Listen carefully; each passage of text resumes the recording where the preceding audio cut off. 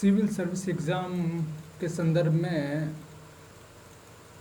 UPSC ने जो syllabus तय किया है उसके अनुसार भारतीय संस्कृति में प्राचीन काल से मध्यकाल तथा आधुनिक काल तक के कला के रूप में साहित्य और वास्तुकला के मुख्य पहलू शामिल है। यद्यपि और इसी के अनुसार हम अपने जो टॉपिक है उसकी हमने शुरुआत कर रखा है।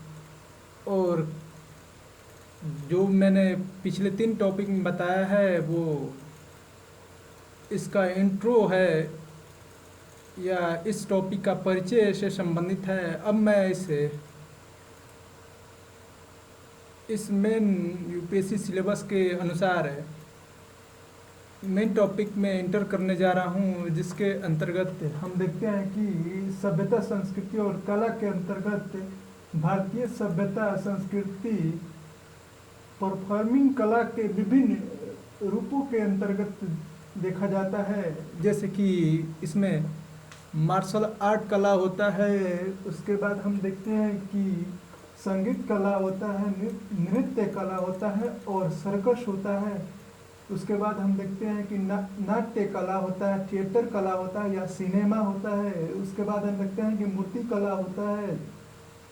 उसके बाद हम देखते हैं कि गुड्डा गुड्डी का खेल होता है। उसके बाद हम देखते हैं कि चित्रकला होता है। उसके बाद देखते हैं कि हस्तशिल्प कला होता है। उसके बाद हम देखते हैं कि खेल कूद कला होता है। हम आज जो डिस्कस करेंगे मार्शल आर्ट कला के बारे में जानने की कोशिश करेंगे और आज केवल एक टॉपिक जानेंगे और फिर अगले दिन के टॉपिक के तौर पर हम लोग संगीत कला के टॉपिक को कवर करेंगे। हम मार्शल आर्ट कला के अंतर्गत देखते हैं कि हमारे यहाँ महाभारत काल से पूर्व श्री कृष्ण जब 16 आध्यात्मिक कलाओं में निपुण हो गए थे, जो कि वात्स्यायन जी के बुक के अनुसार हम देखते हैं, तो हमने पढ़ा है। और उसी के अकॉर्डिंग जब देखते हैं कि महाभारत का जब युद्ध होने वाला था तो उस समय श्री कृष्ण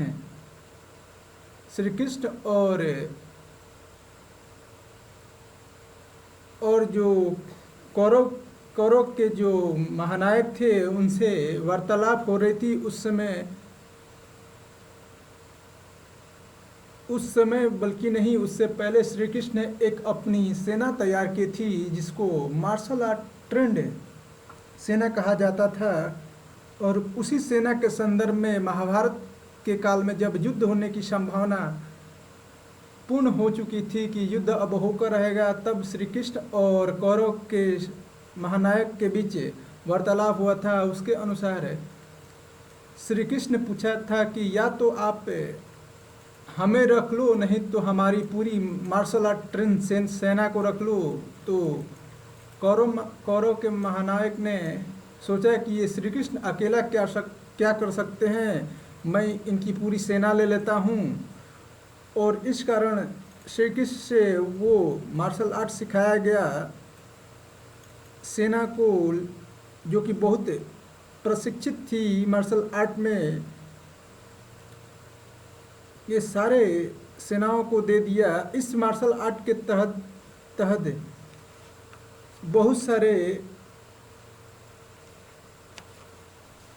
सारे मार्शल आर्ट कलाएँ आते हैं,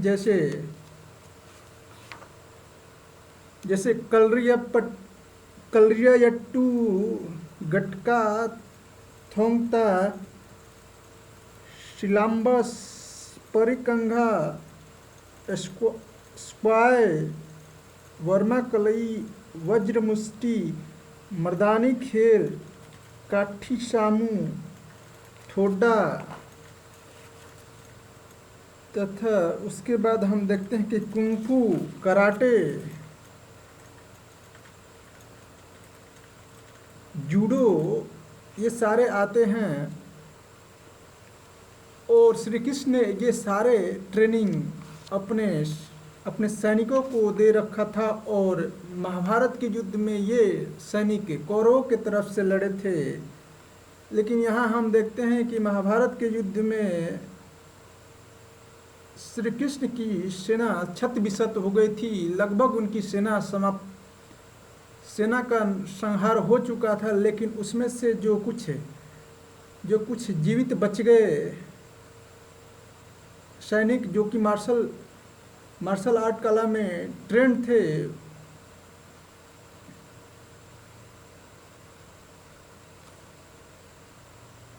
उन्होंने इस मार्शल आर्ट शिक्षा पद्धति को आगे बढ़ाया और इसी मार्शल तथा श्री कृष्ण ने भी इसे बढ़ाने की कोशिश नहीं किया, लेकिन उन सैनिकों ने इसे आगे बढ़ाने की कोशिश किया तथा ये ये धीरे धीरे गुरुकुल शिक्षा पद्धति के अंतर्गत एक दूसरे से तीसरे के पास जाते जाते ये बोधि धर्मम, जिन्हें हम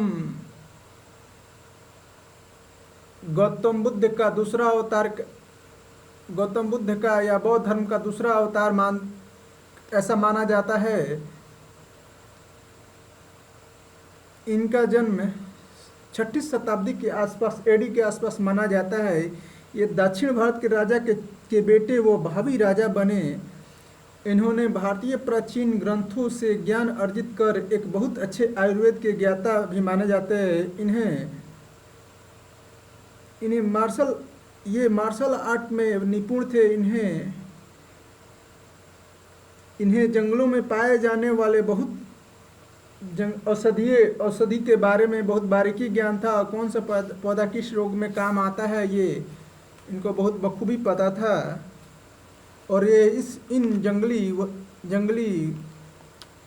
जड़ी बूटियों से लोगों का उपचार कर लेते थे या अपने उपचार के रूप में ये युद्ध कला में भी पारंगत और कौशल थे। ये चीन के किसी प्रांत में गए जहाँ ये अपने सनातनी कल्चर को या बुद्धिज्म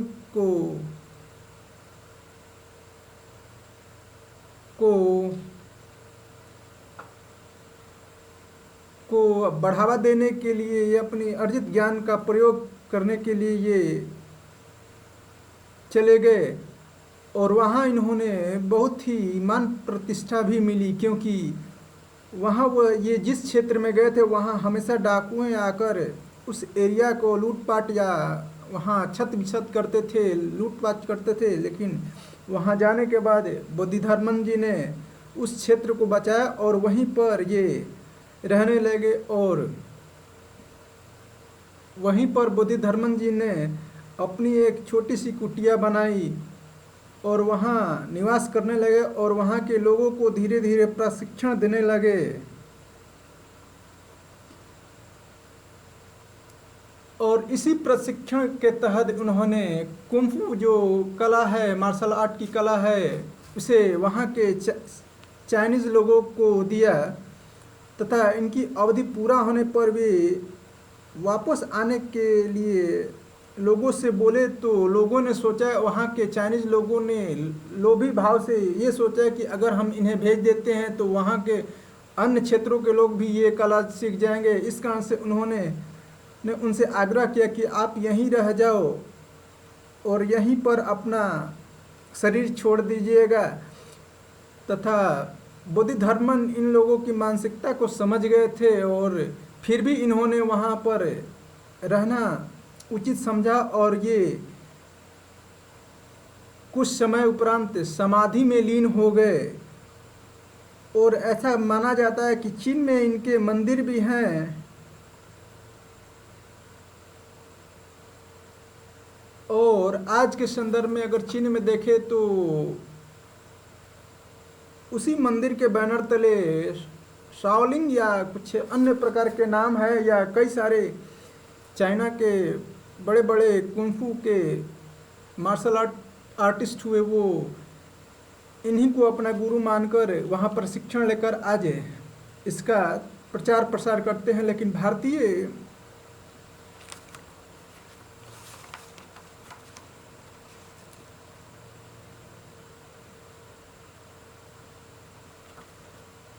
भारतीय स्तर पर हम देखते हैं कि हमारे यहाँ इसके कई स्वरूप मार्शल आर्ट के कई स्वरूप मिलते हैं जो कि धीरे धीरे करके कई राज्यों या कई क्षेत्रों में बंट गया, जो कि हमारे महाभारत के जो सैनिक थे उन्होंने एक दूसरे को प्रशिक्षित करते करते धीरे धीरे यह कई क्षेत्रों में बंट गया। और इसके संदर्भ में देखते हैं कि सबसे पहला इसमें आता है कलरिया या टू। इसके अंतर्गत देखते हैं कि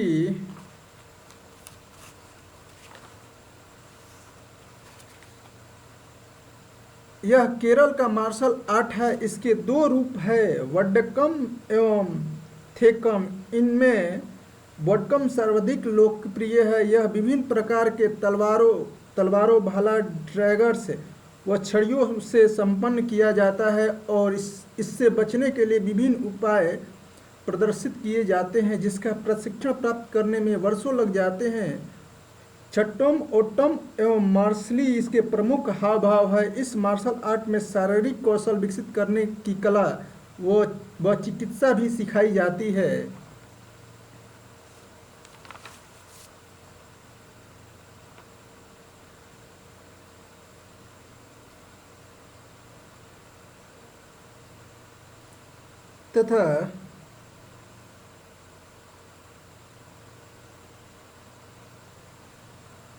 तथा कुछ अंग्रेजी में भी इसका संस्करण है, जिसे मैं अनुवाद न करके डायरेक्टली इंग्लिश में ही इसे एक्सप्लेन कर देता हूँ। It is now practice in Kerala in continuous part of Tamil Nadu and among the Malayali community of Malaysia. It was originally practiced in northern and central part of Kerala and the Tulunadu region of Karnataka. Kalaripayattu includes a strike, kicks, grappling, precept from weaponry and healing method. Regional variants are classified according to the geographical position in Kerala. These are the northern style from Malabar region in north, style from Travancore region of South Kerala. The southern Payattu system is now extinct and the Tamil style of Adi Murai is classified as southern Kalaripayattu. Adi Murai is classified as the southern Kalaripayattu. उसके बाद हम देखेंगे गटका, जो कि पंजाब में इस martial art की training या ये पंजाबी लोग ज़्यादातर सीखे होते हैं। यह सिखों का सशस्त्र मार्शल आर्ट है। निहंग नामक सिख योद्धा इसे प्रदर्शित करते हैं। गटका दो हिस्सों में विभाजित है, रस्मी एवं खेल। 1936 से इसे खेल के रूप में मानकीकरण किया जाता रहा है। आनंदपुर साहिब में मोहल्ला उत्सव के दौरान गटका एक अभिन्न हिस्सा होता है। पंजाब सरकार ने इसे खेल का दर्जा प्रदान किया हुआ है। इसके बाद हम देखते हैं कि थांगता मणिपुर में इस मार्शल आर्ट की ट्रेनिंग मिलती है। थांगता मणिपुर के मिति समुदाय का पारंपरिक मार्शल आर्ट है, जिसे हुरियन लालोंग भी कहा जाता है। थांगला का मतलब है तलवार एवं ता का मतलब है भाला। मणिपुर में युद्ध माहौल में थांगता नामक मार्शल आर्ट का विकास हुआ। थांगता को मणिपुर के अलावा जम्मू कश्मीर एवं तथा छत्तीसगढ़ में खेल का दर्जा प्रदान किया जाता है। कुरम्बा था, लीबा, थोंग खोई खोग, वेई तेईबा इसकी प्रमुख विशेषता है। थांगता को खेल के रूप में बढ़ावा देने के लिए राष्ट्रीय थांगता फेडरेशन ऑफ इंडिया की स्थापना की गई है तथा इसे बनाने के लिए मेटी ने बहुत ही महत्वपूर्ण भूमिका निभाई है।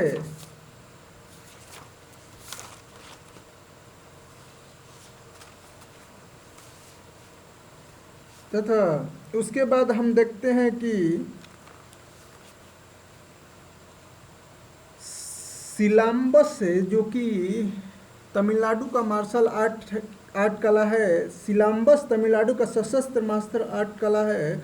इसे सिलाम्बटम भी कहा जाता है। हालांकि इस आर्ट के बारे में कहा जाता है इसका जन्म 5000 वर्ष पहले केरल में हुआ था। शिला का मतलब होता है पहाड़, जबकि वाम वाम का अर्थ बांस होता है, जो कि मराठी शब्द है। इस पूरे शब्द का मतलब पहाड़ से बांस है। दरअसल सिलम्बम युद्ध तकनीक होने के बावजूद यह एक सांस्कृतिक प्रस्तुति है। जब इसे मार्शल आर्ट के रूप में प्रस्तुत किया जाता है तब लोचकता के साथ साथ हाथ आंख के संकेंद्रण पर विशेष बल दिया जाता है। परिकंधा से पहले जो थांगला है, इसके संदर्भ में कुछ और इंफॉर्मेशन मेरे पास है जो कि अंग्रेजी में है। उसके अकॉर्डिंग मैं इसे हिंदी में ट्रांसलेट न करते हुए इसे अंग्रेजी में ही एक्सप्लेन कर दे रहा हूँ। Thangla, it is created by मैटिया Thangla was known as Huizen Lolong, which means the art of sword and the spear. The important role in the geopolitical environment of medieval time in between India and China, with many independent states at war with each other. इस थांगला का युद्ध दोनों भारत और चीन के बीच भी लड़ा जाता था। उसके बाद हम देखते हैं कि परिकंघा, यह मार्शल आर्ट बिहार में बहुत प्रसिद्ध है। यह एक प्रकार का मार्शल आर्ट है जिसे राजपूतों ने ईजाद किया था और आज भी कुछ हद तक इसे प्रदर्शित किया जाता है। इस कला में तलवार से बचने की कलाबाजी दिखाई जाती है। इस आर्ट में छऊ नृत्य का जन्म हुआ। इसके सभी तत्व इस नृत्य में समा गया है। उसके बाद हम देखेंगे स्क्वाय मार्शल आर्ट, जो कि जम्मू कश्मीर में बहुत ही प्रचलित है। इस प्राचीन मार्शल आर्ट परंपरा का प्रदर्शन जम्मू कश्मीर में किया जाता है। अंतर्राष्ट्रीय परिषद के नियम के अनुसार इस मार्शल आर्ट के तहत तलवार तोरा या तूरा का निर्माण सिंथेटिक फाइबर से किया जाता है, जिसे चमड़ा का आवरण प्रदान किया जाता है। इसका प्रदर्शन करते समय आमतौर पर नीला कपड़ा पहना जाता है। इसके बाद हम देखते हैं कि वर्मा कलई, जो कि यह भी एक मार्शल आर्ट कला है जो कि तमिलनाडु में बहुत प्रचलित है। वर्मा कलई का मतलब है शरीर के 108 विभिन्न बिंदुओं की कला। ऐसा कहा जाता है कि इस कला के द्वारा किसी व्यक्ति को मारे बिना उसके अंगों को निष्क्रिय किया जा सकता है। हालांकि यह ऐसी उपचारीय पद्धति बताता है कि जिससे विकारों को दूर भी किया जा सकता है। इस कला में 108 बिंदुओं को वर्मा या मर्मा कहा जाता है। वर्मा कलई में आक्रामक पद्धति को वर्मा आदि, जबकि उपचार पद्धति को वर्मा मरुधुवम कहा जाता है। इसके बाद हम देखते हैं कि वज्र मुष्टि, यह मार्शल आर्ट कला है। यह परंपरागत कला पद्धति है। इसका मतलब होता है कि वज्र को अपनी मुट्ठी में धारण करे। प्राचीन काल में इसे जेस्टिमल नामक पहलवान पहना करते थे। कभी कभी इस उपकरण को भूखंडी या इंद्र मुष्टि भी कहते हैं। उसके बाद हम देखते हैं कि मर्दानी खेल महाराष्ट्र के अंतर्गत यह भी मार्शल आर्ट कला है। मूल रूप से महाराष्ट्र का यह मार्शल आर्ट शस्त्र के साथ प्रदर्शित किया जाता रहा है। इस कला का विकास राज्य की भौगोलिक स्थिति, पहाड़, गुफा व घाटियाँ के अनुरूप हुआ। इसका मुख्य केंद्र कोल्हापुर रहा है। इसमें तलवार को 14 तरीकों से इस्तेमाल करना सिखाया जाता है। इस खेल की शिक्षा दी जाती है जिसे तालीम कहते हैं। इसके बाद हम देखते हैं कि काठी सामू मार्शल आर्ट, जो कि आंध्र प्रदेश में प्रचलित है। इस मार्शल की उत्पत्ति आंध्र प्रदेश में हुई। यह एक प्राचीन मार्शल आर्ट है जिस पर आंध्र प्रदेश की शाही सेना को महारत हासिल थी। इस मार्शल आर्ट के प्रदर्शन के दौरान विभिन्न प्रकार के तलवारों का उपयोग किया जाता है, जिनमें लिम्चा का पता प्रमुख है। जिस जगह पर इस मार्शल आर्ट का प्रदर्शन किया जाता है उसे गरीदी कहते हैं। थोड़ा मार्शल आर्ट कला जिसे हिमाचल प्रदेश में प्रदर्शित किया जाता है। थोड़ा नामक मार्शल आर्ट की उत्पत्ति हिमाचल प्रदेश के कुल्लू क्षेत्र में हुई।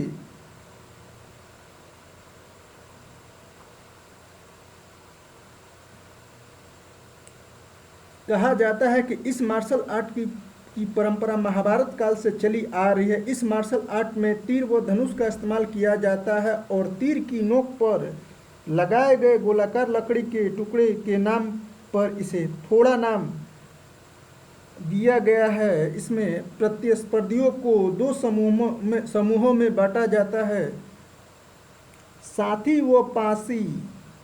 इसका आयोजन आमतौर पर बैसाखी के दौरान होता है।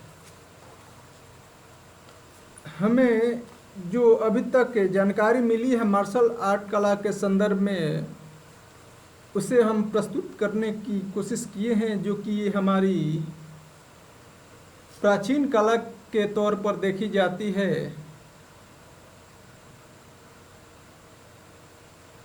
हमने जहाँ तक अभी तक पढ़ा है, ये केवल अभी तक 12 कलाओं मार्शल आर्ट कला के बारे में हमें जानकारी मिली, लेकिन ये प्रत्येक राज्य में एक मार्शल आर्ट कला की उत्पत्ति हो चुकी है। लगभग 36 या लगभग 30 से ऊपर प्रकार के मार्शल आर्ट कला की उत्पत्ति श्री कृष्ण ने उस समय अपने सैनिकों को प्रशिक्षण देने में किया था, जो कि आज धूमिल सा हो जान पड़ता है। लेकिन फिर भी हमें जहाँ तक इसका इन्फॉर्मेशन मिला, हमने कलेक्ट किया और इसे आपके समक्ष रखा।